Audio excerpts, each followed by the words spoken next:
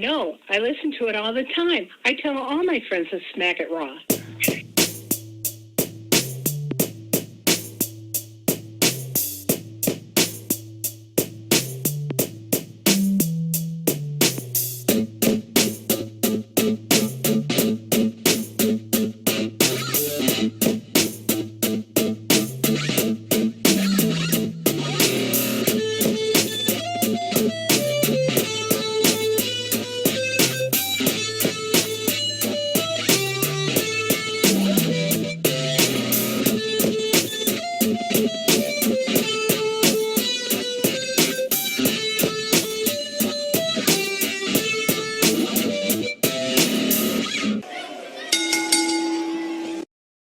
Following podcast contains mature content. The views and opinions expressed by the host are not necessarily those of the host. Listener discretion is advised. Ladies and gentlemen, welcome to the Smackin and Raw podcast episode 194. I am your host, the Warden, Matt Ritter. Say your line, Vince. Daddy's home. Did you miss me, Matt? Did you miss me? I did. Back with us again this week. Daddy Delgado himself. Vince, how you doing, man? I'm doing well, man. I'm a little disappointed. I've been a little down the last week. I just kind of felt in my feels that I just missed out on being on the show last week because we had such an amazing guest and filled in perfectly for me. Like, I just kind of really wish I was on the show, to be honest. Yeah, no, I almost sent you a pink slip and just replaced you, but he's got his own show to do, so I decided not to do that. Yeah. No, I always love working with Kyle. Kyle's a great guy. We had fun. He did a great job helping me out. And him and I, even though he has a really corny sense of humor with some really, really bad, dry jokes, we have a similar sense of humor in some aspects. So I think it worked out pretty well. I think he perfectly complements the show. And whenever he's on, he just like it's like a seamless transition for him. I think he fits in perfectly nicely, to be honest. I think he did a great job. However, I think that's cap. I think you're lying. I don't think you really missed me. I think you were having the time of your life with Kyle.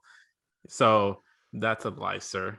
I was concerned for you the entire time when you called off. I'm glad you're here. I'm glad you're back. We're happy to have you.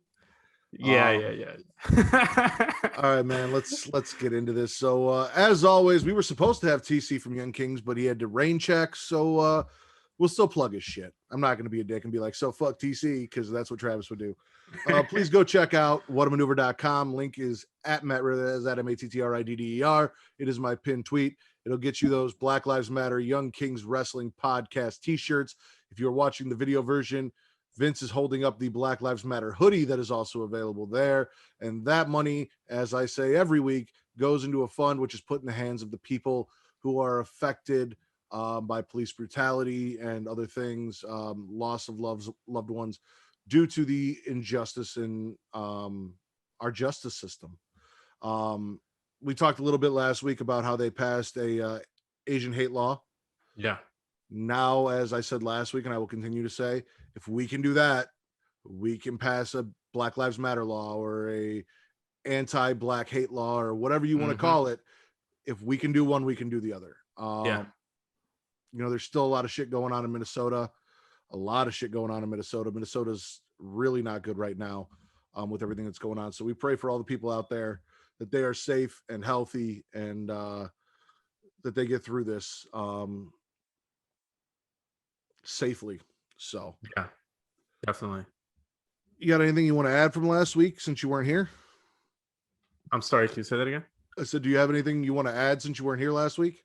No, man. Like, honestly, I try not to say it because I feel like I don't really have the best words. I just support. I just do what I can, But you're way better at it than I am. You're better with your thanks, words. Vince. I tell you that I'm going to kick you off the podcast, and all of a sudden you're being nice to me. Let's talk about some radical viewpoints in our news and rumors. Fucking referee Drake Wirtz, who was the head NXT referee who got demoted and I think put on a suspension for some of his viewpoints as far as masks and Antifa, or not Antifa, QAnon and stuff like that. He was rubbing some people the wrong way. Surprisingly, because WWE doesn't seem to be against that kind of stuff. But anyway, He got caught, not caught, but like he had a video where it was him speaking to local congressmen and of his town, telling them, that mask mandates lead to child trafficking, and was like crying and everything.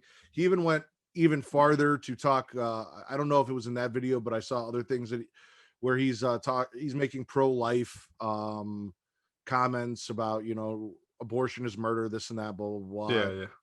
Not, I mean, if that, he's all relating it to religion and everything, and I'm not going to knock a person one way or another. I personally feel like it's a woman's body, it's her choice, and I will leave it at that. But just not really career wise doing himself too many favors. Definitely, man. It's just I read a little bit of it. I didn't know the full details that you just gave out. I just kind of know that he had some heat and he got demoted because he was rubbing some people some wrong way, and he was talking. I just knew about the mask stuff, and that was about it. Yeah, I know. I did a little bit of research on it because I saw some other stuff that people were posting. I'm like, what's really going on here? And I was like, oh shit, yeah, you and I wouldn't be friends. We wouldn't be hanging out. Yeah. Daniel Bryan's contract. Yeah. Apparently, Daniel Bryan's contract expired, and WWE is in negotiations to re-sign him. There's a lot of speculation where he might go. Everyone's like, oh, go to AEW, oh, go to Impact, oh, go to Ring of Honor, oh, go to New Japan. Like, everyone wants to see him go somewhere. A lot of people don't want to see him re-sign with WWE. I still personally, until proven otherwise, I'm going to land with he's going to go home and spend time with his kids and let Brie do her thing idea that I had. Yeah. I like it. I think it's a solid idea, and I'm going to stick with it. Yeah, I think it's a good one. And to be honest, I'm not surprised to hear that his contract expired, given the storyline about him leaving SmackDown. Even before that, there were talks about him saying that ideally he wants to still wrestle with WWE, but it'd be great if he could work with WWE and other promotions at the same time. Kind of like what Mox does with AEW and New Japan, which is never going to happen. But I think Daniel just wants to do like a New Japan match or like a Ring of Honor match, but still stay with WWE. So I wouldn't be surprised to see him do a match here or there, but then come back to WWE. And like you said, he's probably just going to stay home for a bit. Why wouldn't he? And that's where I'm at, is I don't see him coming back. I really don't see, or not, I'm sorry, not coming back. I don't see him being able to come back and work other places. Like, if he really wants to go work that shit, despite what Triple H said about their, them possibly working with MLW and those rumors going around and Open Door, this and that, like, it'll never be a WWE is okay with their talent risking injury to go work for another company and compromising any kind of storylines that they may have going on. It's already a risk having them wrestle for them, let alone go somewhere else and put themselves on the line. So I don't see it happening. The only way it happens is if he goes and wrestles for them before he resigns with WWE. Yeah. WWE, I don't see them letting him do it. Did you watch the Macho Man documentary on A&E? I have not been able to watch any of those documentaries. What the fuck have you been doing? You didn't do a podcast last week. You should have plenty of time to sit around and watch A&E documentaries. And aren't those usually like on Sundays, like on Sunday nights or something? They are. Well, unfortunately, I've been busy a few Sunday nights, and I don't have cable anymore. So I don't have A&E. So I don't have the channel for it, and I don't know if they're doing replays for it or not. Okay, so the last part is fair, and I'll give you that. But I don't want to hear I don't have time. You've got plenty of time. It's nonsense. Well, if I could record it, and watch it on my spare time, then yes, but I don't have the channel. So basically, the first two, Stone Cold. Bless you. Bless you. Thank you. Stone Cold and Roddy Piper, really good. You had Roddy's family on there talking about him very lovingly. They didn't really touch on the negative stuff. You didn't, like, Stone Cold was there himself doing a lot of his documentary. So they didn't really touch on like the allegations and the assault with Deborah and those kind of things. Same thing with Roddy. He has some darker stuff. They may have lightly just kind of brushed over it, but they didn't really go into it. Macho Man, The second hour is all like Gorgeous George talking about him doing steroids and drugs and being abusive. And they do a lot, like they get into Miss Elizabeth and Lex Luger and spend a lot of time on that, which isn't macho. Like that's a Miss Elizabeth or a Lex Luger documentary like that. Yeah. They weren't together at that point. That didn't need to be in there. That was like, oh, Dark Side of the Ring did really well and people like that. So we're going to pull this stuff from Dark Side of the Ring and we're going to stick it in this documentary. Ooh, Natalie Santos is here. Natalie Santos. Yeah. What's up, Natalie? You gotta unmute yourself, Natalie.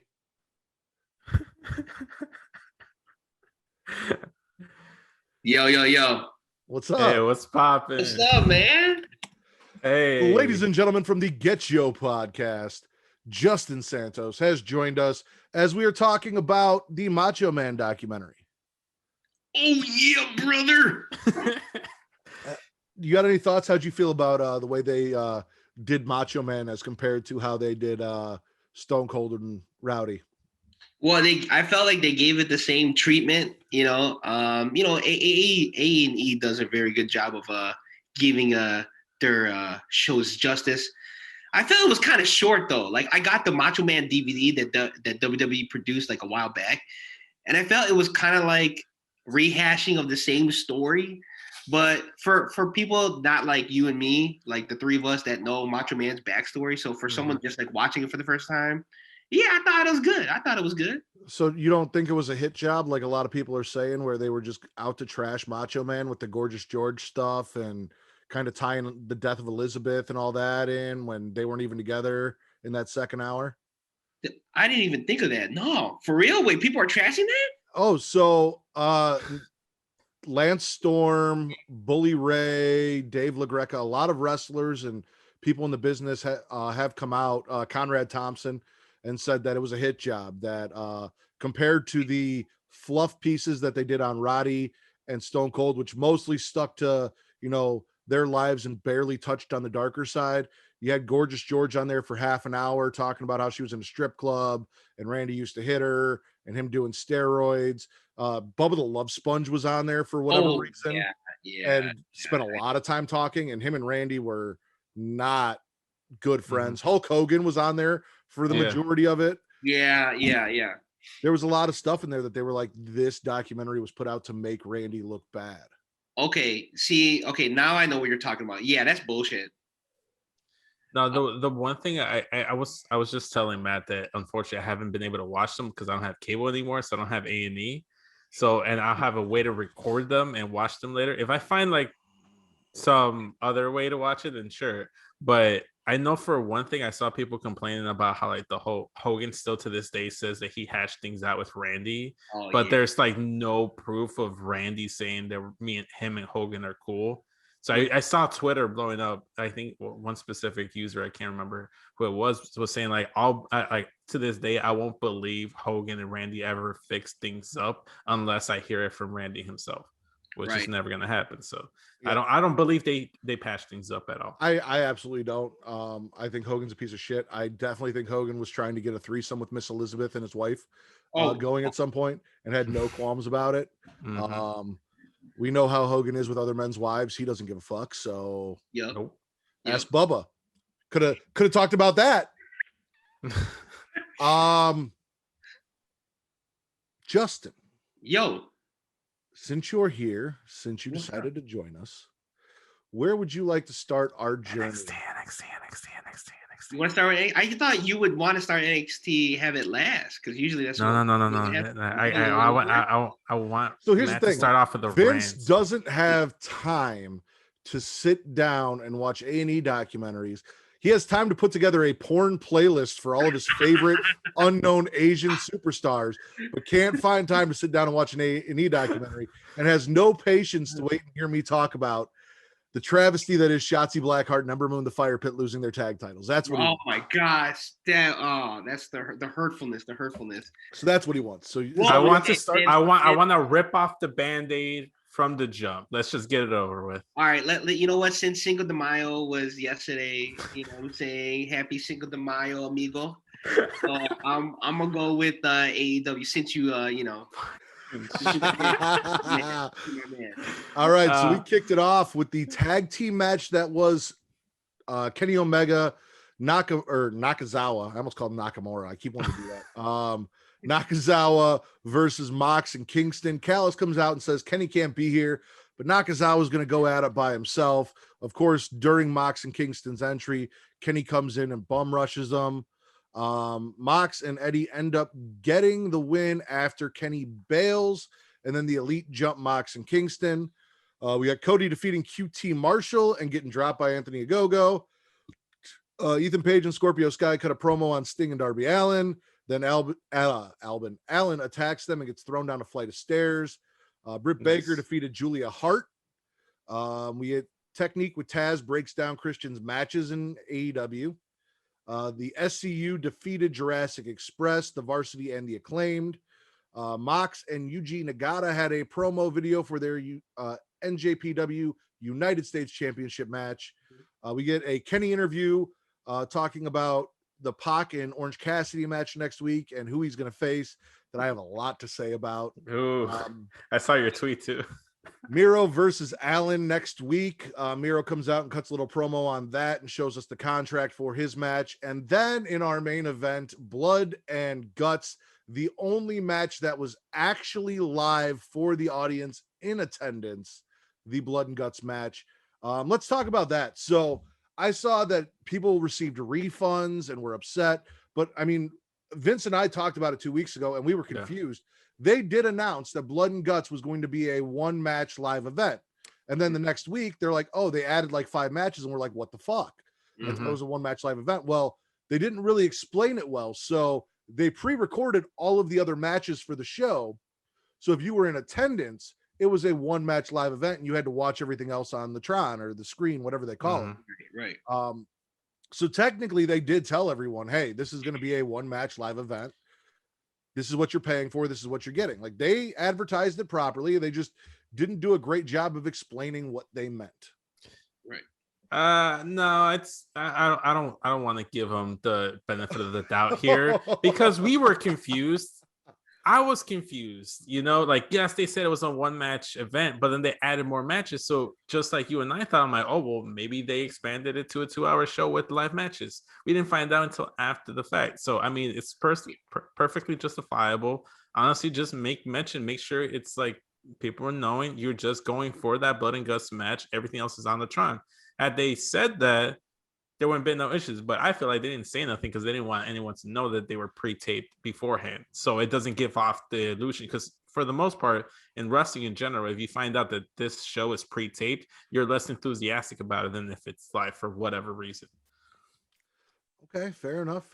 I'm going to give them the benefit of the doubt and say that they did come out and say this is what it was going to be. They could have done a better job explaining what they meant by it, but they did say it was going to be a one match live event 3 weeks before the show. Right. That's what I got from you guys. Not last week's episode, like 2 episodes ago, like you guys were confused about it. And then I thought the same thing. Like it was just going to be one long 2-hour match. Well, you know, and then I was like, okay, yo, you know what? If AEW really wants to do this, they'll do it, you know? Yeah. And going into it, I did not expect all that shit we end up seeing, you know? And to me, I wish they kind of just did just the Blood and Guts, like, and then not do everything else. So I'm kind of the opposite way. But the refund thing, you know, people, that's why you got to read, y'all, you know? Poked on phonics. Read the fine. Let's see. What did you guys swallow from this show? Either one of you can go or you guys can trade off, but what'd you guys swallow from this show? What'd you like? Believe it or not, I actually like the Blood and Guts match. I mean, like, as in like, do I like a cheeseburger from McDonald's? Yeah. So like that level of like, so I mean, it wasn't like all bad. I mean, trust me, there was a lot of bad shit, but it wasn't like horrible, you know? So I'm going to agree with you. The actual match itself, not the post match, but the Blood and Guts match itself where they tore apart an entire ring. Everyone bled. If you can ignore the really bad camera work where they showed guys blading, and get past that, I enjoyed the match. I actually got really excited when they got on top of the cage because it looked like a video game cage where you got four sections where you know that's where you got to slam the guy because they're a different color to get him to go through. And I was like, oh my God, they actually made the cage to look like that. Is someone going through the top of the cage? Right. They even moved like the video game. Like I kind of liked it. Like I kind of dug it, but dude, it was brutal. Everyone kind of got their shine in there. I thought for their first ever blood and guts match wise itself, it was pretty damn good. They got some production that they need to work on as far as camera cuts and stuff like that, and not showing the wrestlers cutting themselves with blades to bleed. Didn't Tony Schiavone or Jim Ross at one point said like, oh, there's so and so in the corner with a blade or something? I think like almost given. Yeah, I swear I heard it saying like either like blading or with the blade. I'm like, wow, way to like just like completely make it worse. Right. Just point the obvious, you know what I'm saying? You know. What else did we like from this? You're gonna hate me for this, and I might get muted, but I kind of like the Orange Cassidy Kenny segment. Oh wow, really? Go ahead, talk about why, and then when we get to spit, I'll tell you why I'm spitting it. No, okay. So I kind of like the delivery of the promo from Kenny. I see why you didn't like it because Orange Cassidy didn't say much of it, but what I got feeling after that whole segment was like, Orange Cassidy is going to win this match, and it win his match against Pac, and we're going to get Orange Cassidy versus Kenny Omega, and it's going to be a dope ass match. That's part of the reason why I didn't like it, but continue. That's my main reason. Like it's pretty that simple. We'll run back to that unless you guys aren't swallowing anything else. Everything else is gargle material for me. Pretty much. I was just kind of figuring out like, yo, I know like Katie had said that shout out to Katie. She said that Kenny Omega looked like an anime villain, right? One episode. This episode, he looked like one of the cover guys from the GTA video game. You know how like the Vice City when he had the all white, right? I'm gonna swallow the Ethan Page Scorpio Sky segment with Darby Allin because say what I want about Darby Allin, that man throwing it like. Everyone was all in an uproar, which we'll talk about here very soon, about how Jericho didn't actually fall on concrete. But nobody talked about how Darby Allin fell down like 6 flights of concrete steps with no crash pad. No fucking problem. Willingly too. Are you giving him props for doing a Jeff Hardy spot? He's basically... I am going to give him props for doing a Jeff Hardy spot. Yeah, and here's why. I never take away anything from the bravery that it takes to do that shit. And I'm not saying it doesn't look cool. I will say that if this was all Darby Allin did was stuff like this, like Jeff Hardy, I would argue that Darby Allin should never be in a main event title match. We shouldn't be talking about Darby Allin as AEW champion because I don't think Jeff Hardy should have ever been WWE champion because I don't think you can build an entire career, fame and fortune and love like Jeff Hardy has off falling off shit pretty, but it's cool when it happens. I'm not going to say it's not fucking cool to watch. Yeah.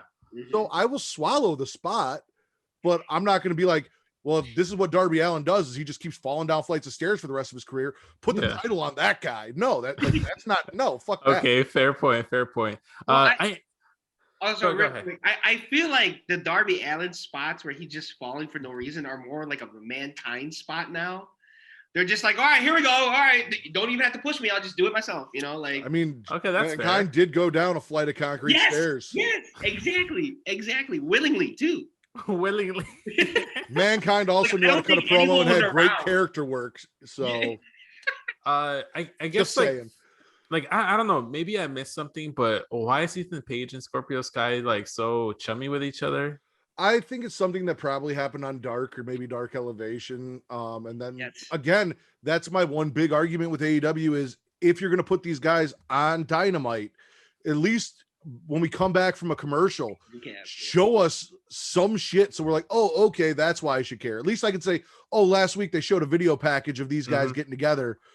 now I know what happened. But if you're not gonna give me last or earlier this week on Dark or something to where like the shit that happened Yeah. makes sense in case I missed it or I didn't catch it or I'm a new fan and I don't know who the fuck these guys are, like that's one thing WWE does great that AEW is severely lacking, and that's partly again a knock against them on their production.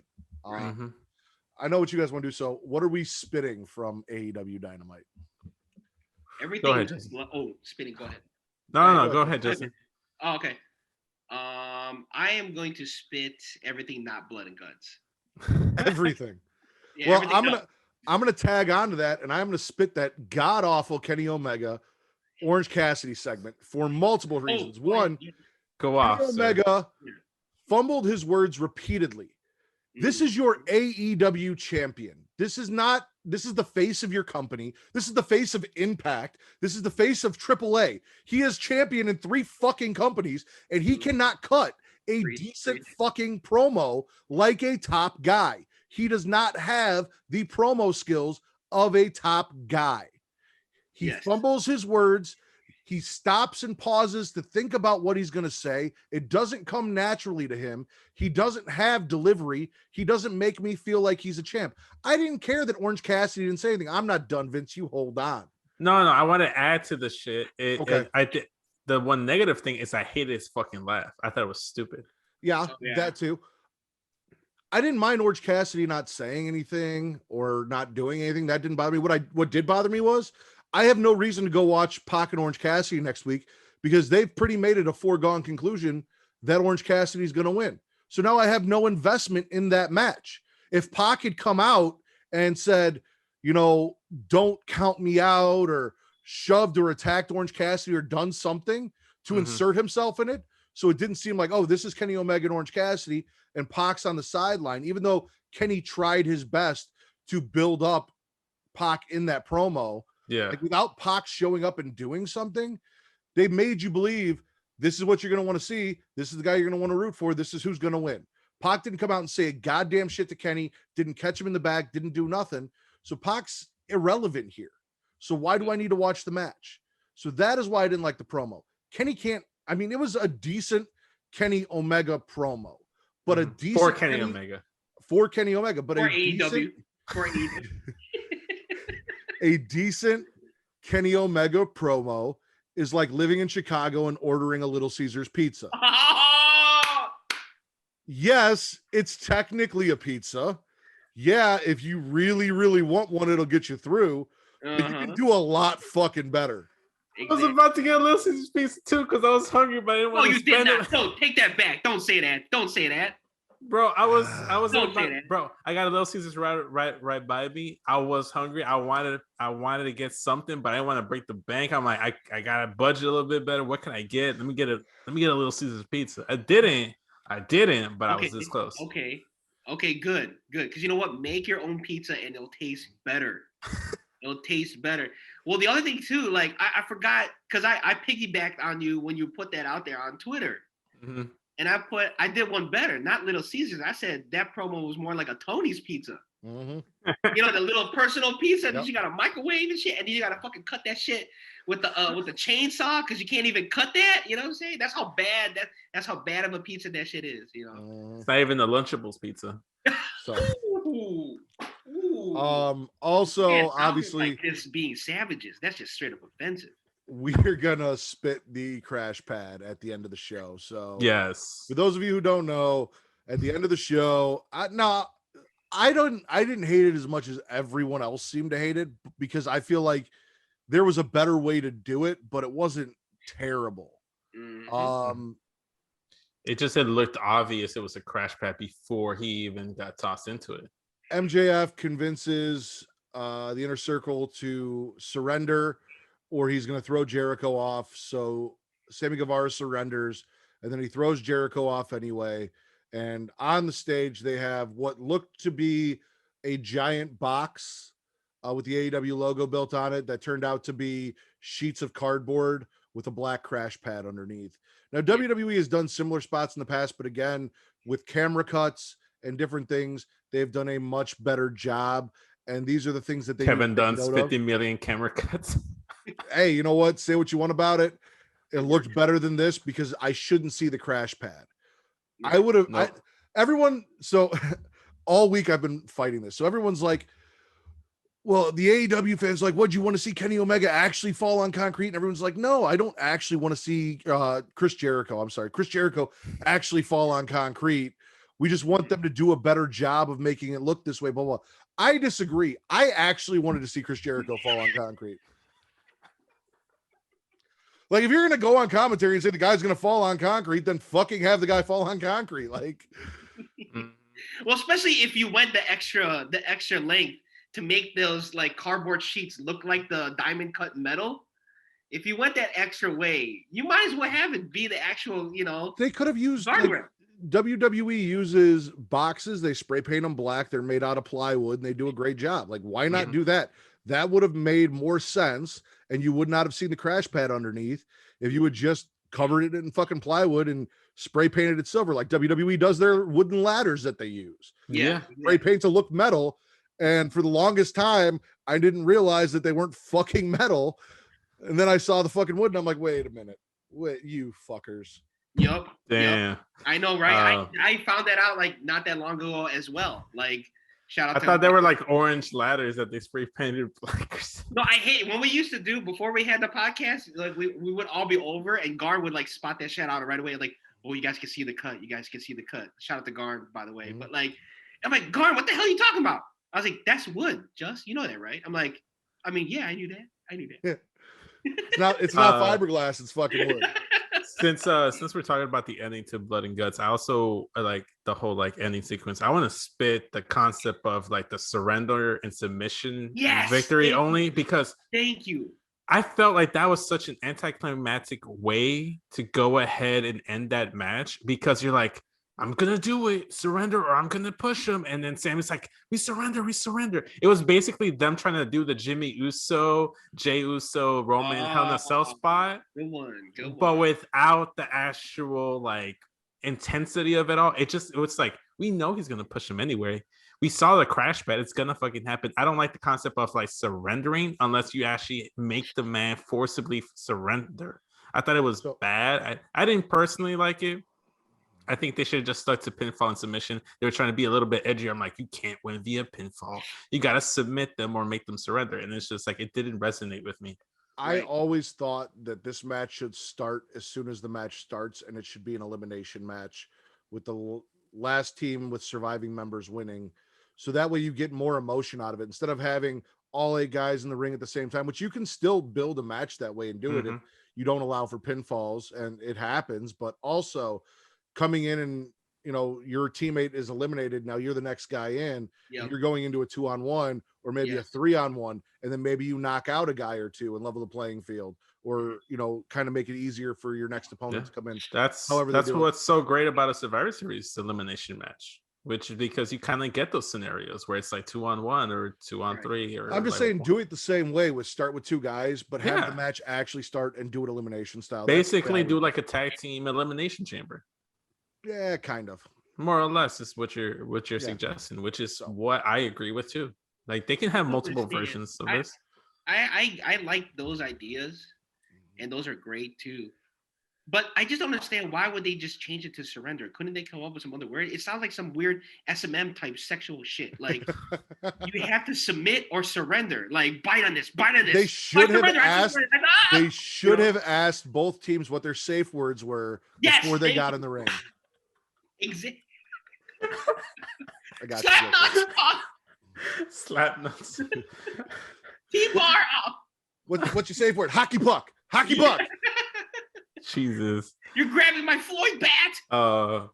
I also wanna spec QT Marcher versus Cody. I don't care about this feud. It's not resonating. It's not hitting. It's like, I don't care. Why should I care about like the B team of the Nightmare Family going up against the Nightmare Family? Like, I don't care.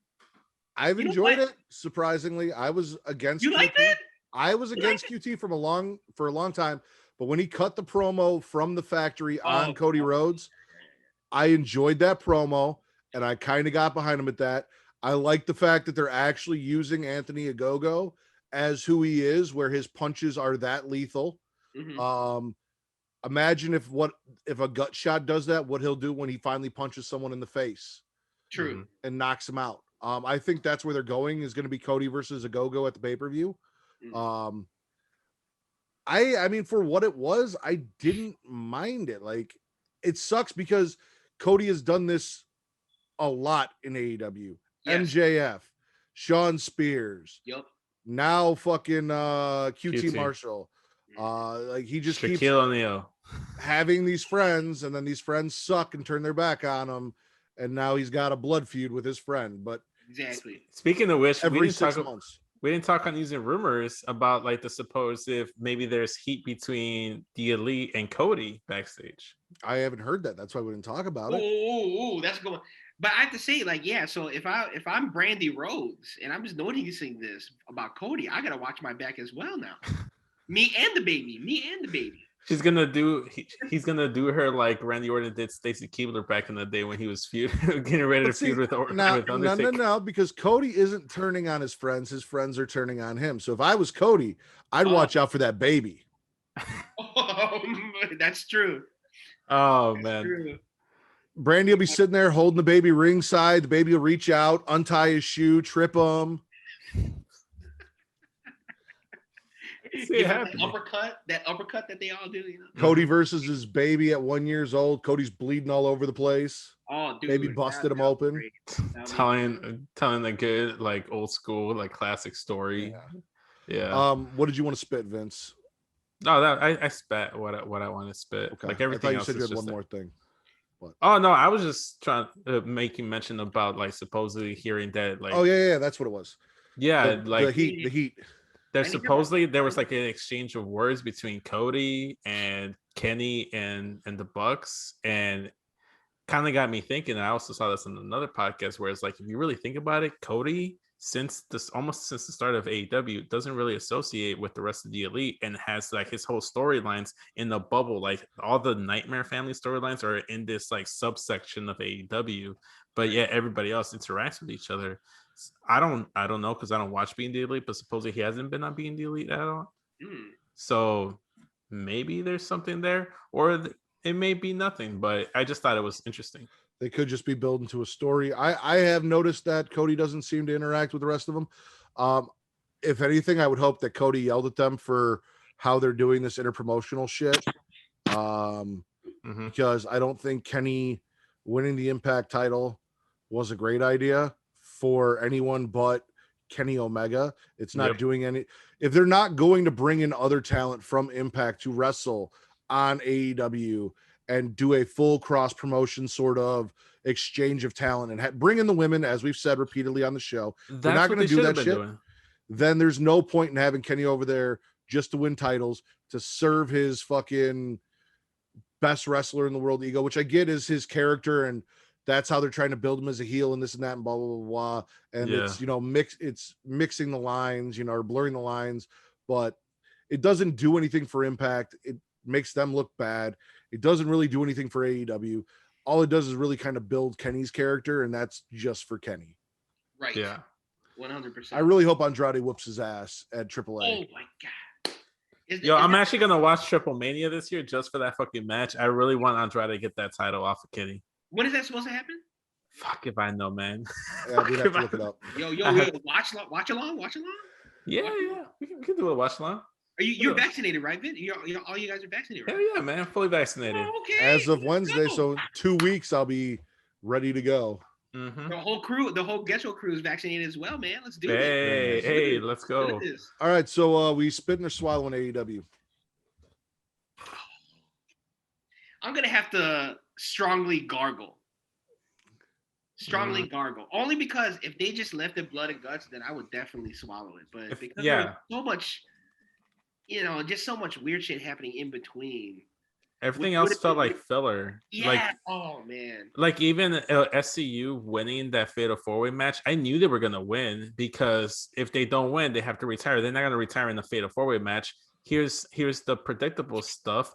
They're gonna lose to the Bucks and retire. True. And that's to get heat on the Bucks for retiring SCU, which, or they beat the Bucks and then another team retires them and takes their titles. Oh, that's true. But I don't think that's where they're going. I think they're trying to build up at the expense of everybody else, the Bucks and Kenny as major heels. They could let the Good Brothers beat him and retire him and really fucking. Yep. Get that heel move. I'm gonna swallow just because I enjoyed Blood and Guts for what it was. Justin let me know going into it to look at it as a B horror movie. I'm a slasher fan. I love B horror movies, so that's what I went in looking at it as, and I enjoyed every second of it up until the really cheesy spot at the end. They did a better job in Friday the 13th Part 5, where Jason fell on that bed of spikes, than they did here. Well, fake Jason. Is that New York? Is that Jason? No. That's Part 5 is fake Jason. Oh yeah, with the blue stripes. Okay. Yeah. I think I'll gargle too. Like, I'll agree with Justin. If it was just the Blood and Guts match, like the second half of the show, then I'd swallow, regardless of everything. But I felt like everything else just felt like filler to me. Okay. Like a filler episode of Dragon Ball, and then you're just like really like in Dragon Ball Super, when they go into that one planet and then they have like the purple like clone Vegeta that had nothing to do with the rest of the story with the pacifier. We're not doing the Dragon Ball podcast right now, and until you can find some time to do that, I'm cutting you off. Also, we're now 40 minutes into the show and we've only talked about AEW, so instead of getting on a Dragon Ball rant, where are we going next? Raw. Let's go. All right, Monday Night Raw. We Hulu edition. Kick it off with a coin flip to determine Bobby's opponent tonight. We get a pissing contest between Braun and Drew. Braun wins the coin toss. AJ and Omos do a in-ring promo. Talked about how they partied. AJ's a Grand Slam champion. Now they're gonna New Day's gonna get beat up tonight. New Day criticizes the new tag champs for not being around, not defending their titles. New Day loses to AJ and Omos. Adam Pearce tells Sonya that she's overstepping her boundaries with the things that she's doing. We get an Evolution promo for Eva Marie. We are going to be divided on that. We get a Bobby Lashley interview. Elias and Riker throw tomatoes at the New Day, but instead hit Randy Orton backstage. Charlotte defeats Dana Brooke. Mandy Rose breaks up the post-match submission. Sonya then comes out and allows a proposal from Charlotte, which leads to Charlotte being added to the triple threat match now at WrestleMania Backlash, and Rhea and Asuka are not happy about it. Sheamus jumps Humberto Carrillo backstage so he can no longer keep showing up for the United States Open Challenge. Got that out of the way. Miz and Morrison talk about Damian Priest, and then Priest defeats Morrison. Sheamus tells Mansoor he would love to introduce him to the Raw audience, and he should come out. So he does. And Mansoor's undefeated streak is over on his first night on Raw. Good. Lucha House Party defeats Cedric and Shelton, and then Cedric dumps Shelton. Gulak says Garza has no bitches. Garza says he's going to stick a rose up Gulak's ass. Then he beats Gulak and punts a rose into his cornhole. Matt Riddle gets more annoying. RK Bro defeat Elias and Riker. Drew makes good points about Mason T-Bar not using the same names, taking off the mask, the face paint, all that. And then Braun comes up and plays the victim. Sheamus defeats Mansoor via DQ. And then Carrillo attacks Sheamus but catches a brogue kick. We get more Alexa and Lily without another match and a really creepy song. Ravishing Glow lose to Shania because that had to happen. And in our main event, Lashley defeats Braun. Are we swallowing anything from Monday Night Raw? I have two things I'm swallowing. For one, I'm swallowing the fact that my boy, the number one United States champion in all of WWE, Sheamus, is out here giving some shine to Humberto Carrillo, another proud Mexican. I fucking love both these men. I don't like Humberto as much as Sheamus, however, but I like the fact that they have a little program going on. It's leading into it. It's probably gonna have the match happen at WrestleMania Backlash. I like that that's happening. Also, to the other guy that I stand on the show, Angel Garza, finally showing up and sticking a rose up Drew Gulak's ass. I fucking love it. Why the fuck not? So, like, I'm all for Garza prospering. I'm all for Sheamus, like, putting in some good work with Humberto. Other than that, everything else can either be gargled or swallowed or just Thanos. All right, well, let's talk about it. So, Gulak again, said Garza has no bitches. Garza Which is was a not happy lie. about that. Was going to shove that rose up his ass. They actually have like Gulak sold most of the match. That was mostly dominated by Angel Garza, but Garza ends up getting the win. Then he punt kicks a rose right into Gulak's back door. And that camera angle was better than the one that they had with the Chris Jericho stuff. I feel like I believe that Garza shoved a rose into Drew Gulak's ass more than I believe that Chris Jericho really took a nasty fall from that cage. I feel like this was the gay porn version of The Bachelor. And Gulak got the rose. Yeah. Yup. So he's the winner here. So he Yes. should be happy here. No, I mean, I'm glad they're doing something with Garza. I'm glad they're, doing that shit. Sheamus as well. He beat down Humberto, so Humberto couldn't come out. You got Mansoor making his debut. I don't know how I feel about them building this guy up in Saudi on 205 Live or wherever the fuck he was, main event, all that shit, just to have his very first match on Raw without any like discussion of him being undefeated, any fanfare, any like reason for us to really care about Mansoor, and then losing via DQ. Like he doesn't even get beat. His first official loss is via DQ because Humberto Carrillo jumped Sheamus all pissed off. You know what they're gonna do next week? They're gonna give us the old spiel talking about he hasn't been pinned or Right. been Or defeated via pinfall or submission. Or surrendered. Or surrender. He didn't give a safe word, god damn it. What would his safe word be? Who, Mansoor? Yes. Vintaloo? The guard. Shout out to guard. Shout out to guard. I wouldn't even begin to guess, man. Bridgeview, what's up, y'all? Bridgeview. Justin, are you swallowing anything from Raw? Yeah, dude, the same thing, man. Dude, the super punt to the taint is what I was swallowing. If you guys want to talk about camera angles, that has some Steven Spielberg type J.J. Abrams angle. Yo, you fully saw the dude's ass. You saw the foot, the top of the toe box, hit the dude's gooch, and it jiggled. Did he crease the toe box? Did he crease the toe box? Well, I mean, it was definitely creased because you saw that the ass jiggled, knowing that there was contact. I mean, straight contact, baby. Gulak's face at the end was priceless because he wanted to laugh when it hurt. So, are you swallowing anything else besides those two things, Justin? Alexa Bliss's new trap Lily song. I think that's pretty. I mean, once you got to make a trap song to that, Lily. I'm gonna give Alexa one more week. If she doesn't come out and attack somebody or do something in ring next week, they're gonna have worn my patience out. Because last week she said she was gonna come out and do some shit, and she didn't this week. So now, if she doesn't show up next week and we get another Alexa's Playground, I think they've waited too long. Are you okay? Like, you doing some Undertaker shit over there? Oh, I was just like, oh man, can we get to the fucking spitting part already? Because I want to spit this whole No, segment. Justin's already. like rolling his eyes in the back of his head. I don't know if he's having an orgasm. Like, good.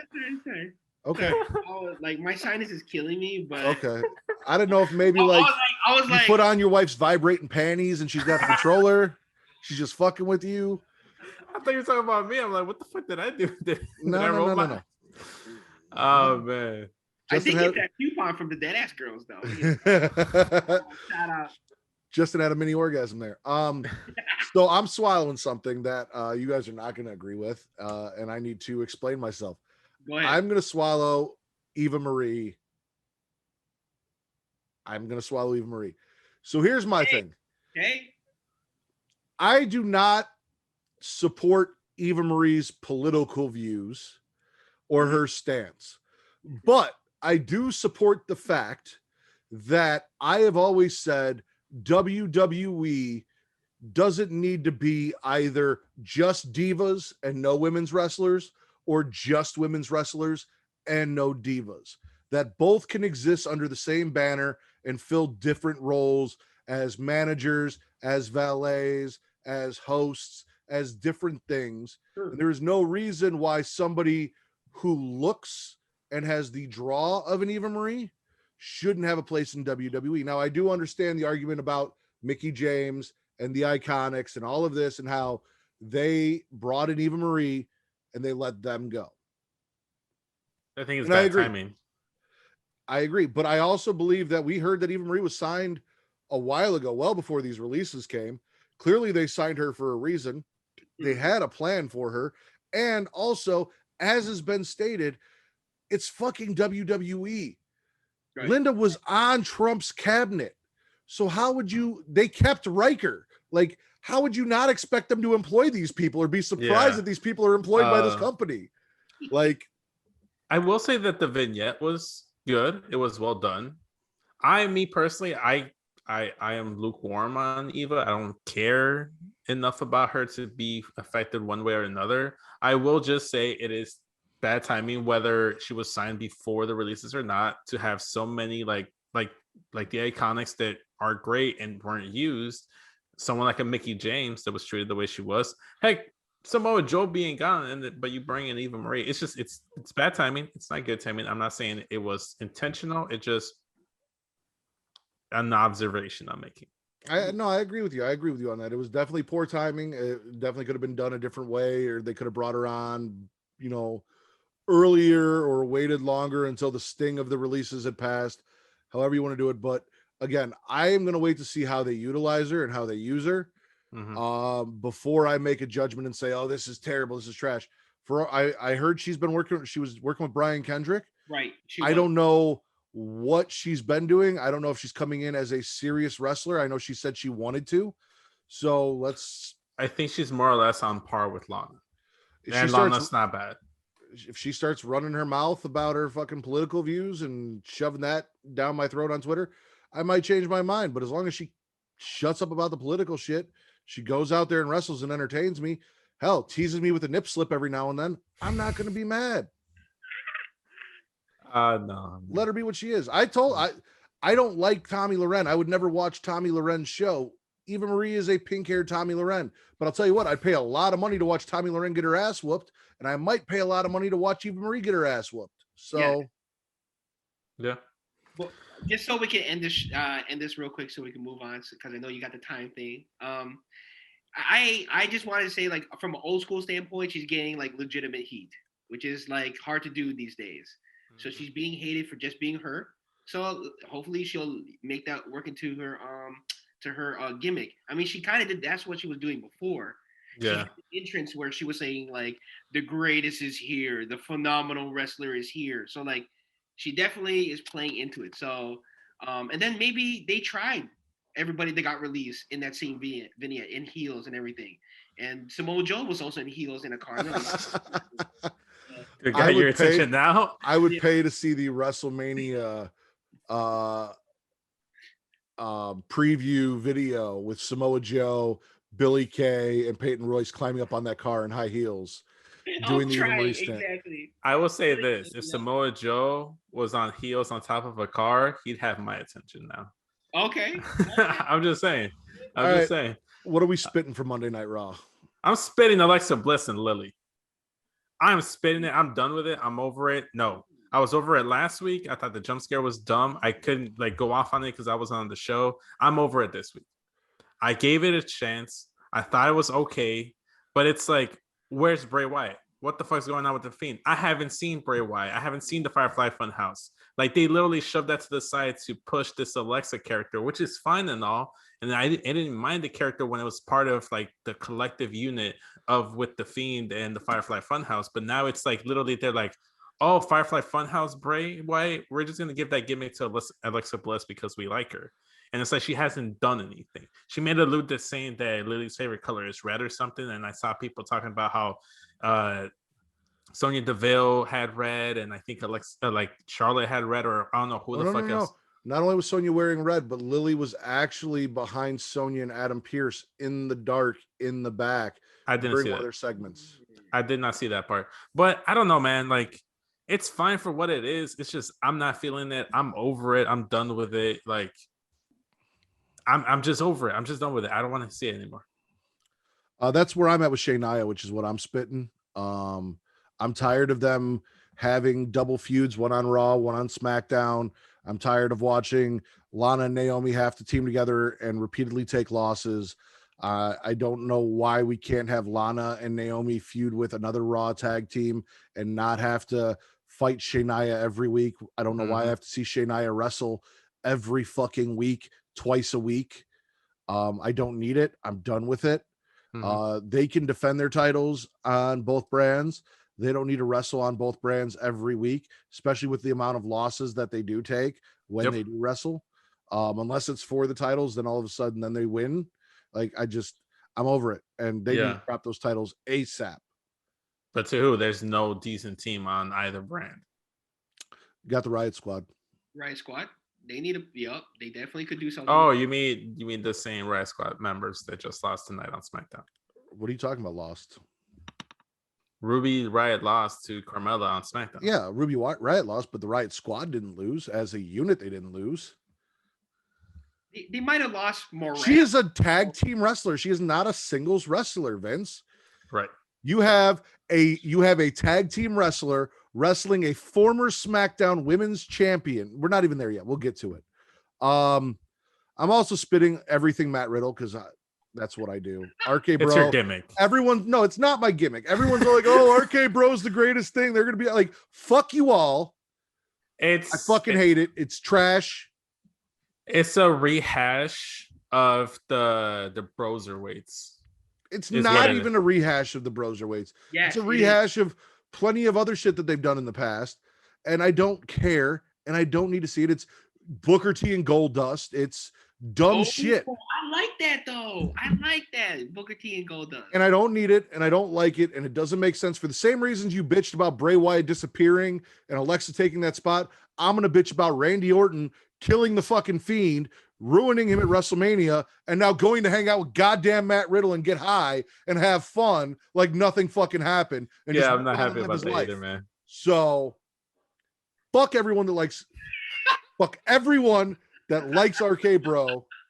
Fuck RK Bro. In the bubble, if he didn't go through the whole stuff with the Fiend and just went into this with Matt Riddle, then I would be whatever about it. But it is kind of bugging me that now all of a sudden he's just kind of hanging out with Matt Riddle, even though he just had an ordeal with the Fiend at WrestleMania. True. I mean, guys, he says in his theme song, he has voices in his head. He needs some way to calm down from that. And how do you calm down, man? Kush. You know what I'm saying? That's sticky. You know what I'm saying? That Mary Jane. So anyway. Oh my God. I think this is the first time you've ever muted a guest that isn't Charlie. That's not true. I muted Charlie repeatedly. That isn't Charlie. I said that isn't. No, I don't think it is. Pretty sure I've muted Reek before. I don't think you have. I'm pretty sure I've muted Reek before. So is it safe to say that we're spitting Raw this week? I'm spitting Raw. I mean, the main event, spit worthy. Riddle and RK Bro spit worthy because Elias and Riker, really, that's the best we could do. Shelton, I guess, had a decent promo, but the fact that now we broke up the Hurt Business and broke up that tag team after they just lost, the fuck, really, we can't do better for Shelton and Cedric. Come on, they lost the fucking Lucha House Party. Hey. I said what I said. Move on, sir, before you say something that's hurtful. One of those guys is the next year's champion. Just saying, one of those guys. Where are we going? SmackDown or NXT? Oh wait, Justin, you're spitting Raw too, right? Okay, so I agree with everything you guys said. Shania Twain, I'm definitely spitting on Shania Twain. And the Lily thing, everything. And then the one thing I'm freaking spitting loogie is the whole Miz Morrison and Damian Priest. That shit needs to end. Stop. Just stop it. When Bad Bunny went away, that should have ended. Right, exactly. Damian Priest should be on a new feud with somebody, I agree. Yeah. So you're spitting Raw totally. Yeah. You want to go to SmackDown or you want to go to NXT? Are we going to save NXT for last and just edge Vince even harder? At this point, just edge me, bro. All right. So retro SmackDown, we did not get fisted properly. They CGI fisted us, but it's not the same. Not the same. We have to use our imagination, which is it's not the same. Yeah, it's those VR pornos. Not Listen, the same. if I could use my imagination, I wouldn't need porn. I would just close my eyes and masturbate and not. No, I need my visual stimulation. That's why porn exists. And that's why the fist and the SmackDown set exists and why Right. they should have brought it back and not CGI'd us and cheated us. Yeah, based on what we saw, I don't think they plan to do a throwback SmackDown. It just like Fox was doing a throwback NASCAR day on Sunday, so they're like, oh, throwback weekend on Fox. It was more of a throwback WWE than it was a throwback SmackDown the way everyone. No, but they threw in some throwback SmackDowns with some throwback WWE and just made a whole convoluted mess of the whole thing. It wasn't one thing or the other. What the hell is throwback NASCAR? Aren't they all the way back anyway? Like, did they not change? No. Yeah, they changed. They support Black Lives Matter now. Like they I'm do. surprised they even know what that is. Exactly. Like know what that is. they definitely stepped up their social awareness. It's not just a bunch of redneck KKK members waving rebel flags and shit. Like Hey, they let y'all, women. got a new They've been fan letting club. women drive since like the early 2000s. Like Wow. Whole new breed over there. yeah. They're slow, but they're getting there. They just acknowledge black people are people, so we appreciate that. So we kick it off. Roman Reigns and Paul give Daniel Bryan a 10-bell salute, and then bring out Jimmy as Daniel Bryan's replacement to the SmackDown roster. Cesaro comes out and says Daniel Bryan can't be replaced, and then Rollins jumps Cesaro. Cesaro ends up defeating Rollins. The win gets him a title shot at WrestleMania Backlash. Yeah, Teddy Long. Via Teddy Long. Yes, sir. And this all happened because Seth disrespected Jay and got super kicked by Jimmy. Speaking of Teddy Long, Sammy is backstage wanting Teddy's help, but instead of getting what he wants, he gets a 10-man tag later on in the night with all of the great Teddy Long-isms. Yes. The one-on-one with The Undertaker, calling King Corbin King Booker, all of that shit. Holla, holla. I love it, man. We got a pissed off Seth Rollins confronting Roman Reigns. Roman's like, I'll handle Cesaro because you failed, and I'll handle my family. And Seth says, if you don't, I'll have to. Roman tries to put Jimmy in his place. Jimmy says, I ain't nobody's bitch, and walks out. Ruby ends up losing to Carmella. This is an interesting Carmella. We're going to talk about that. Bayley does a women's championship retrospective just to troll Bianca Belair, who comes out, responds, they brawl. Bayley hits her with the finish and leaves our champion laying in the ring. We got Jay and Jimmy arguing backstage. Dominic steps up, takes his dad's place, and defeats Dolph Ziggler. Reggie loses to Tamina via DQ, and then Tamina gets jumped by Natty and Nia, and then apparently they move the match from the pay-per-view to next week, so they don't even warrant a pay-per-view match. Roman asks for Jay, continues to manipulate him, says they're going to find out where Jimmy stands tonight. Corbin pins Shinsuke in that 10-man tag, and then Roman tells Jimmy, get in line or get the fuck out of my company. Jimmy goes to leave. Jay stops him. Cesaro jumps Roman. Jimmy holds Jay back. Jay breaks free, goes in, tries to save Roman, gets his ass whooped, and then Jimmy reluctantly goes to save his brother because he may not like being treated like a bitch by Roman, but he still loves his twin. Mm-hmm. What are we swallowing from SmackDown? The whole overlining arc story of the Uso, Roman, Jimmy, like I loved it. It was I love when a wrestling show it starts a story and then like interweaves it throughout the entire episode and culminates it with a finish. I think that's when you have some of the better episodes of any wrestling program. Yep. And they used to do that back in the day in the early 2000s in the Ruthless Aggression and an Attitude Era. And you sometimes see it now and again. And I thought that was the best thing about SmackDown today was that story of Jimmy Uso returning. And at the same time, Cesaro looking like a boss. Yes. I'm with you on that. Yeah, I agree. I kind of feel like we're just rehashing Jey Uso versus Roman Reigns all over again. So are we just gonna do the whole thing again? But we'll see how it plays out. Yeah, I mean, there's a little wrinkle in there where like, where is Jay's loyalty is gonna line now? Is he gonna go back, turn face, and join up with his brother? He's gonna line more with Roman because I felt like there were points where there was like a conflict within him. For Jimmy, Jay is Roman's bitch. Jay is Roman's bottom bitch. Oh man, I haven't heard bottom bitch in a minute. Like I forgot about that. You forgot about your bottom bitch, Vince? Is that why you're single again now and getting that OnlyFans up and running? Oh no. Oh, You forgot about your bottom This bitch? isn't about me right now, Matthew. Oh my God. I'm just trying to plug your OnlyFans, get us paid. That's all. I'll tell Travis to pay you. Don't worry about my income. Oh my God. I'm out here pimping Vince.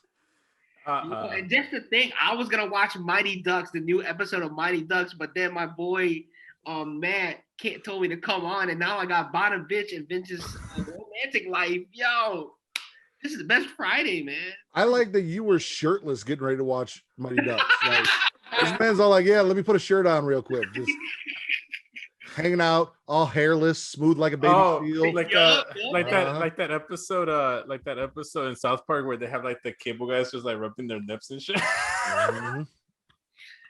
Yes.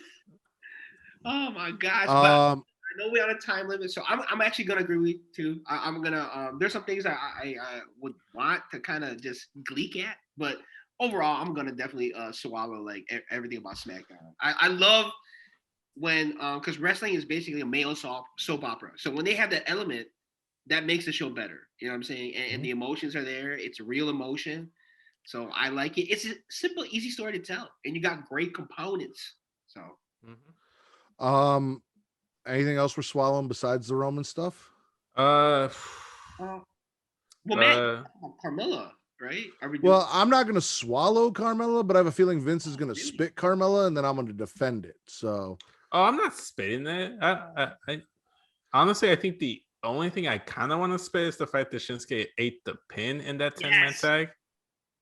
If we want, let's just jump into the spitting portion of the show. And I want to spit the fact that Shinsuke took that loss. It's like, why couldn't Chad Gable take that loss? You know, why couldn't Sammy take that loss? Like, to King Corbin of no less, he hasn't been doing anything on SmackDown and forever. He's been too busy going on Raw and being like a lackey for Bobby Lashley, which is funny because he used to have Bobby Lashley as his lackey, which is just ironic to me.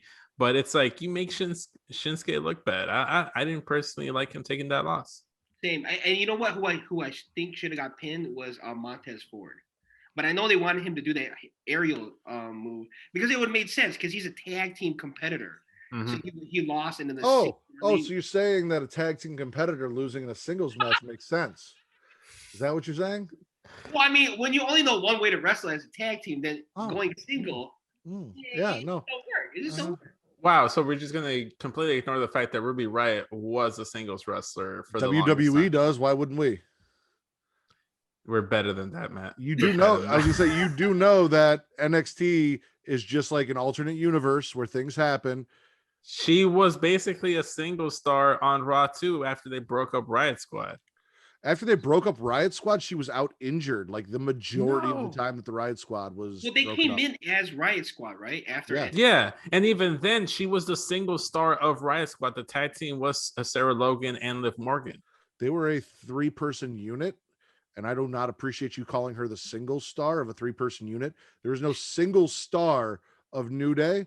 They're all equally stars. Well, I'm not siding with any. Yeah, okay. So I was gonna say that I'm not siding with anybody here. Okay, guys. All right. I'll be an Asian that I am. But I thought they were trying to do like the Freebird thing, right? Like the New Day thing, right? Is that what they were trying to do with the I didn't get that sense. Yeah, well. No, you didn't get that? Oh, okay. The sense that I got was more or less like Randy Orton with Cody and Ted DiBiase. Let me ask you a question. Single star. Did she ever win the SmackDown or Raw Women's Championship as the single star of the Riot Squad? He did have a contending match against Ronda Rousey, though. Did she lose that match? Oh, hell no. She lost. Hell. Yeah. Oh, so she never actually won a singles title, but you're saying she's a single star. Fair point. However, the group is her name. Yeah, the group. Thank you. I was gonna make that point, but I'm like, do I really want to extend this conversation longer than this? Is Baron Corbin a single star? But he doesn't have a group called Baron Corbin. So, you know. King's Court. He did have his King's Court for his hot minute there. Okay. Oh, hey, all right. And he was King Corbin. Would you give him a single star? You know what I meant, Matthew. Okay, I'm just checking. All right. I want to swallow just the whole retro feel. Like I liked the retro video packages where like the verses and everything. Even my wife said she kind of likes this better than the regular SmackDown feel. I like the ICO Pro commercial. The ICO Pro commercial, the opening, all of that stuff. I'm spitting again, Reggie, Shania, and fucking Tamina, because what are we doing here? Like, yeah. If Natalya and Tamina are legit contenders for these titles, and if we're supposed to believe they're going to win, first off, why are both Nia or Tamina not part of the bloodline, not part of, like, I don't understand. What I was really hoping when Roman Reigns said, "Go get me my cousin," and Paul Heyman's like, "Which one?" and Roman just looked at him, that he was going to bring back Tamina or bring back Nia. Like, I was really hoping for that, because I was like, Paul has a good point. You got fucking 4 cousins on the show right now, like 4. Mm-hmm. So which one do you want, bro? And I also to go way back too. I thought that they were gonna come out during the Hell in a Cell match too. Yeah, as part of trying to break them up and stuff. Yeah, but I guess they can't do that. Carmella's kind of got the only thing I want to talk about that Carmella thing is she's kind of got out of her character that they just debuted her as. You saw her moonwalking again. She kind of converted her ring gear, but it's still the old Mella is money. I feel like it's a hybrid. Yeah, they've kind of combined the two, and I don't know why, because they didn't even really let her get off the ground with the new gimmick she was trying, and now they're already reverting back to the old one. So I think it was a dead end when she got thrusted directly into the title picture and didn't win it. I feel like that was a dead end for her. You mean like the match with Sasha? Yeah, because she went straight to Sasha, and there was only either win the title and continue with this trajectory of this new character, or you're gonna lose that match against Sasha and you're just gonna flounder and fall back in line to where you were on the card and just be irrelevant, which is what essentially happened. Are we swallowing Seth versus Cesaro and Cesaro getting his match at WrestleMania Backlash? Yeah, I'm swallowing the match. It was a good match. Okay. Like, it wasn't bad. Oh, I also want to swallow the fact that the rest were the OG blue referee shirts on SmackDown. That's one thing I want to swallow. Anything else we're spitting from the show? No, it's not so much to spit on the show, to be honest. I mean, Dominic did defeat Dolph Ziggler. So Dolph got beat by... Who's mad at that, though? Who's mad at that? Are there any Dolph Ziggler fans on this show? Who's really been the Dolph Ziggler fan since Dominic Mysterio fans on the show? I don't think there's... Right here. There we go. I'm just liking Dominic Mysterio. You gonna go buy that new Dominic Mysterio shirt real quick? Probably not. You can go get yourself a Dominic Mysterio backpack. It's really just Ray.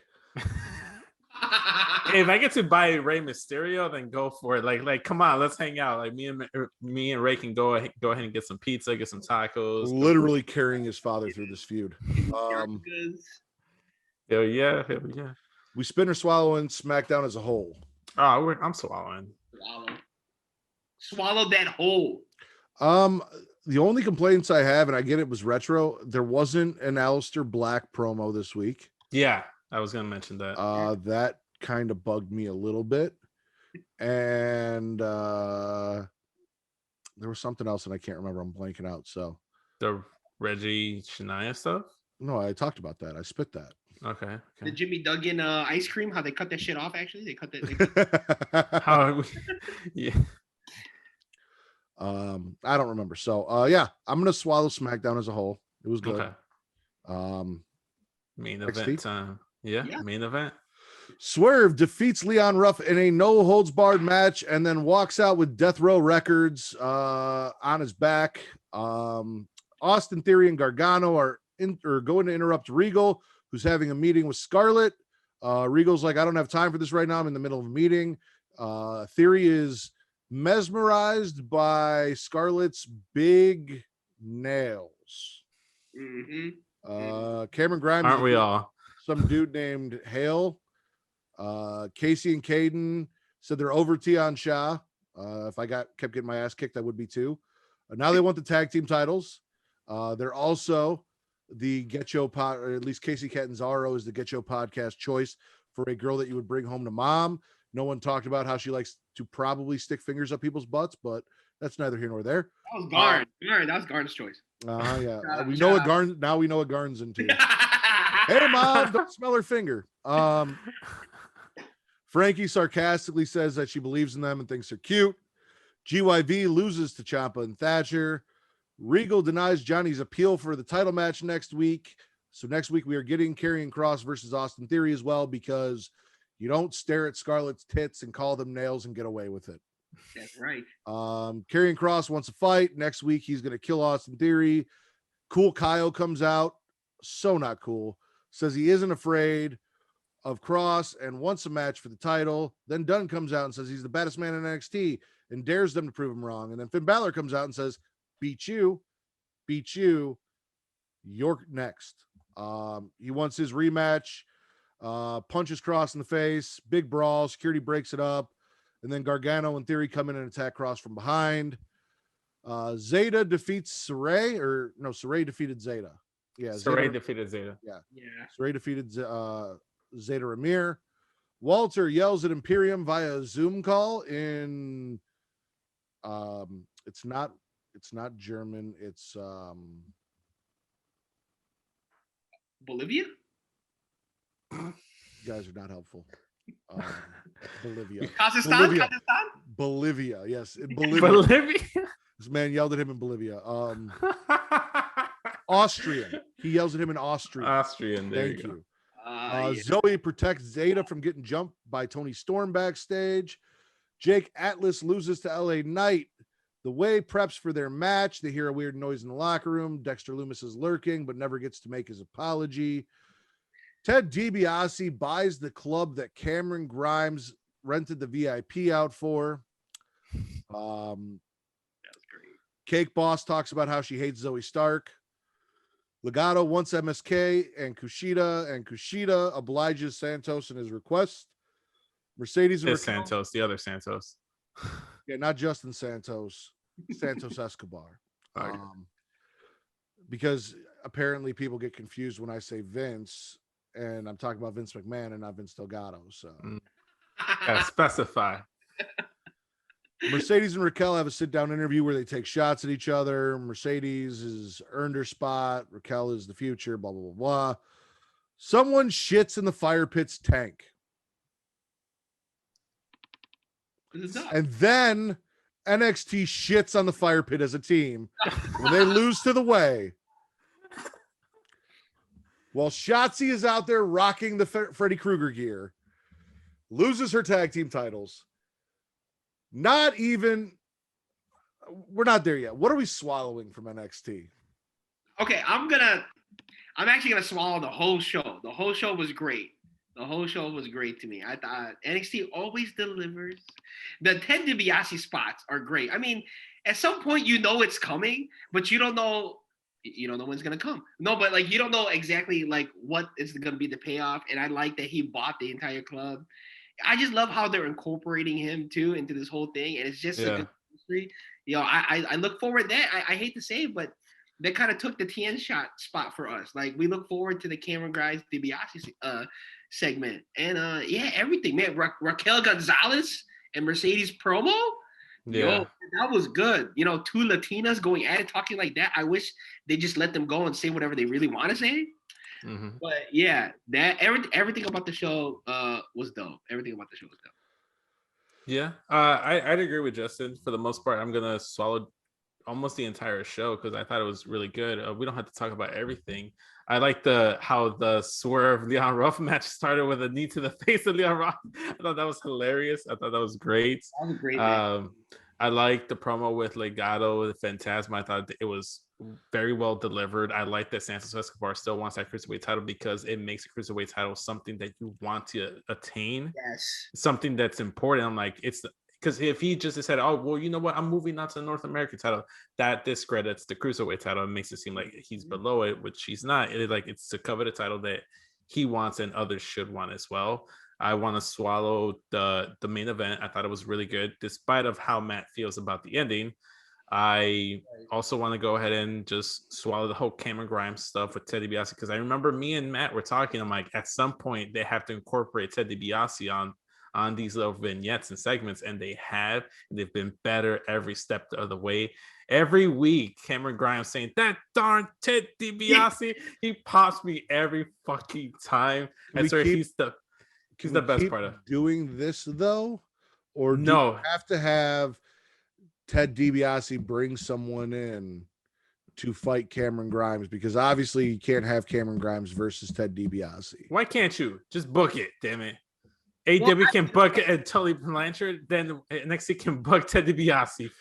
If WWE can't clear Samoa Joe, they're not going to clear Ted DiBiase. 100. Everyone's got a price for the $1 Million Man. Exactly. So he's going to buy somebody off to whoop Cameron Grimes' ass. Oh, man. But you know what? I don't know. Maybe it's a mentorship. Maybe he takes Cameron Grimes under his wing and tell him how to live the lifestyle of $1 Million Man. You know, maybe that's the payoff. 100. I think they already showed the person that's going to do it. That guy Diamond Mine? I think it's a group. I think it's a group. I'm still unsure about that. I thought it was an MMA promo until I realized that NXT tweeted it out. Like, I just thought it was like some MMA promo thing that was going to be on USA. And I was like, oh, they got some new show called The Diamond Mine about MMA. And then I was like, oh, no, this is actually something with WWE. I want to throw off of that too. But yeah. I'm swallowing Swerve's new team. You've got fucking Ashanti the Adonis, Discount Jade Cargill, Swerve, and then A&E, now famous from WWE Treasures. You wouldn't know that though because you haven't watched it, Vince, because you don't have time for it. You haven't watched it? Suge Knight. I have not been able to watch. Nice Suge Knight. Good guy Suge Knight. Yeah, good guy Suge Knight goes out and spends all WWE's money to get back all the old shit that they lost. Making deals with Kane in a bar and having drinks. No, I like that we've got an all black faction that has a woman in it. I like that Swerve has got something to dig his teeth in. He's got a heavy, he's got, you know, that mid card guy in Ashanti Adonis. They've got a female in the group. So they can either run Ashanti and the big dude as the tag team, right, or however they want to do it. I'm down. So I think it's great. I think it's cool that they're going that route, and I'm all for that. I don't know how I feel about the Fatal 4-Way thing, because I feel like it's a repeated thing that NXT is doing where they build a Fatal 4-Way feud, or you've got three guys constantly vying for the title. Man, I'm not feeling it either. I was just like kind of like lukewarm. I think the best part about the whole segment, including Karrion Kross talking, I think the best part was Pete Dunne. I think he was the best one there. But see, I'm not with you on that, because here's the thing. I don't have a reason to give a shit about Pete Dunne because he fucking lost to Kushida. No, he beat Kushida. Yeah, no, yeah, you're right. He beat Kushida. But then Kushida went on to win the Cruiserweight title. And what the fuck has Pete Dunne done? He's been Pete Dunne. Yeah, nothing. I think the most interesting part was the wrinkle effect of the little wrinkle of having Gargano attack Cross at the end of the match and standing tall. I think that interests me more. I think the prospect of Johnny Gargano, a chicken shit heel, and the way against Karrion Kross is more interesting than all other the three options we have. I disagree. My favorite option is Finn Balor return match as the Demon against Karrion Kross. That's what I want. That's all I care about. Cool Kyle doesn't do shit for me. No, they have completely ruined Kyle post Adam Cole. And if it was Kyle's idea, sorry, Kyle, you got shitty ideas. This is awful. Yeah, because they were still doing a good job when he was part of Undisputed Era and he was feuding with Finn, because he still had that kind of like edge to him. And it feels like he's someone he's not now. Like the Cool Kyle gimmick isn't working. And they had to stop calling it Cool Kyle. They really do. Yeah, no. If you call yourself cool or have other people call you cool, you're not cool. 100. I mean, he's more like Jason Mraz, man. You know what I'm saying? All of that stuff for me is kind of gargle undecidedly, though. I'm not super mad about it. I don't love it, but I don't hate it. Yeah. What I did hate, they disrespected the tank. Oh. The dog is in the tank. They said it looked like a human-sized shit in the tank, which leads me to believe that Frankie Monet shit in the tank and then blamed it on her dog. Trifling. Number 2, You take my favorite female wrestler in WWE, you allow her to cosplay as one of my favorite horror characters, and then you strip her of her titles to Indy and Candice, and don't even give me Dexter Lumis coming out to apologize or anything at the end of the match. He doesn't bring the flowers down. He doesn't show up. He doesn't try and make amends. Like nothing. Not the kind of stripping you were expecting, right? No, not at all. Oh, This was, man. I believe, a no DQ match, correct? Yeah.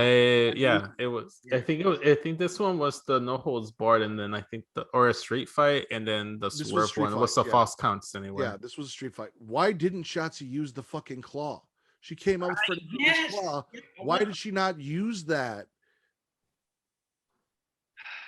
She was still shook about the human side's turd inside the tank. You know what it was? They didn't come. This is how you go ahead and fix this. You go ahead and say, we didn't have our tank. That's why we lost. It's the first time we came out as a team without our tank, and we were thrown off.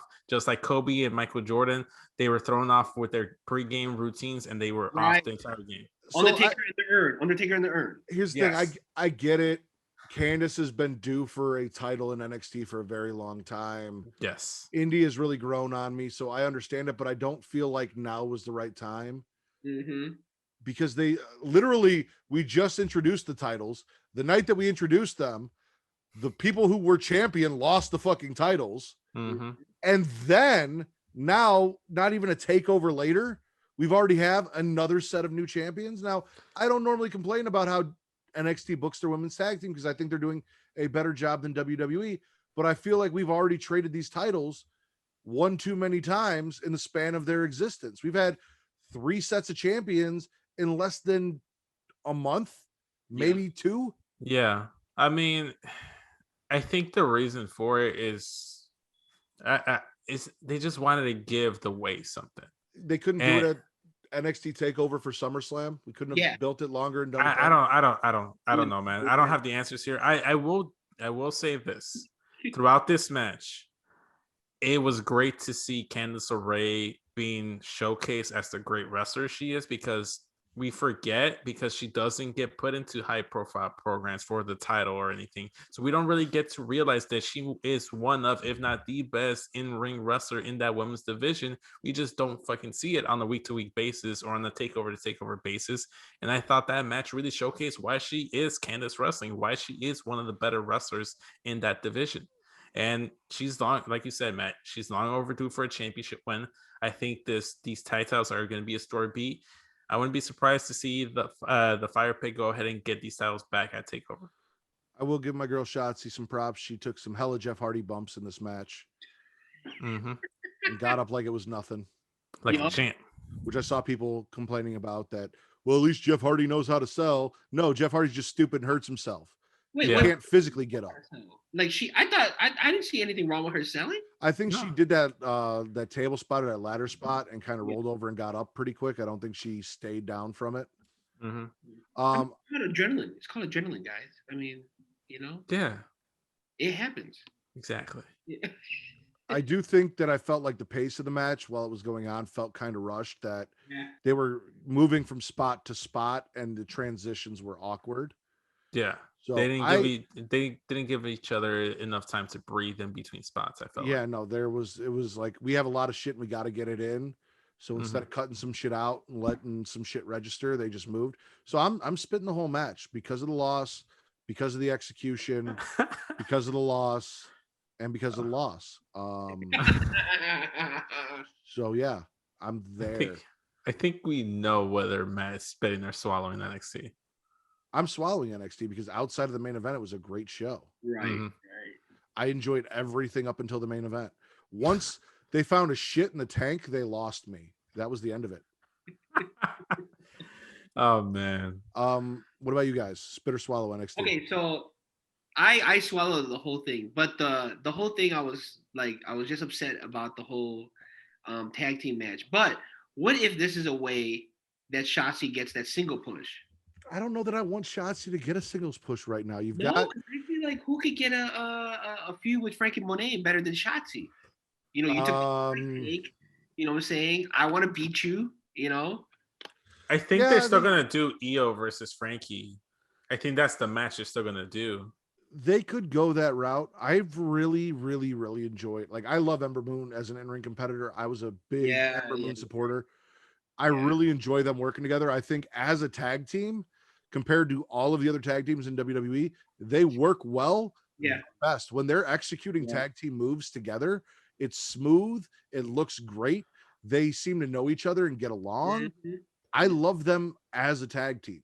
They're like Also to add to that, Justin, I don't want Shotzi to be a singles wrestler right now. Not because I don't think she can do it, or I don't want to see her as a singles wrestler. I feel like it will hurt Ember because I feel like Ember in the fire pit has been the best version of Ember Moon even since her debut. Because like the whole like what I forgot what her fucking nickname was, something goddess but I thought that it was missing something. It borderline between trying to be a relatable character and like this mystic like aura about her, like a Mortal Kombat character. There was always this like never a defined like, is she more of an Aleister Black guy, or is she like a relatable guy, a wrestler that you want to get behind? And they were never really stuck with that. That she got called up and they did the whatever fuck it is that they did with her. And even when she came back to NXT, I just kind of felt like she was just, oh, I'm Ember Moon and I'm back. There was like really no like direction. There was like, and I feel like even when she tries to cut promos, I feel like they don't really hit the best. It's always her bouncing off of Shotzi, and like their chemistry together that makes it work. I feel like Ember still as a singles wrestler is borderline on the Kenny Omega promo skills. I feel you. Okay, so like, yeah, you guys enlightened me. You guys showed me a way. So I agree. The way, so to speak. Are you swallowing NXT, Vince? I'm swallowing. I thought it was a good show.